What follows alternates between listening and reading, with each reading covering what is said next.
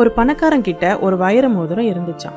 அந்த வைர மோதிரத்துக்கு மேலே பதிக்கப்பட்ட வைரக்கல்லு மிகவும் விலை உயர்ந்ததாம். ஒரு நாள் அந்த வைரக்கல்லு கழண்டு கீழே விழுந்துடுச்சான்.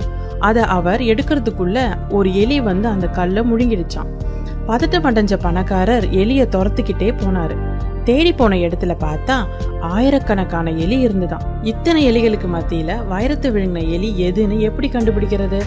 அதனால அவரு ஒரு நிபுணர் ஸ்பெஷலிஸ்ட வர வச்சாரு.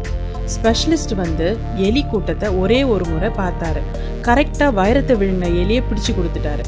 எப்படி அவர் வைரத்தை விழுங்கின எலியை பிடிச்சு கொடுத்துட்டாருன்னு கேட்டபோது அவர் சொன்னாரு, ஒரு முட்டாள் கிட்ட பணமும் செல்வமும் வந்துடுச்சுன்னா அந்த முட்டாள் மற்றவங்களோட சரியா பழக மாட்டான்னு சொன்னாரு. இதுதான் இந்த கதையின் கருத்து.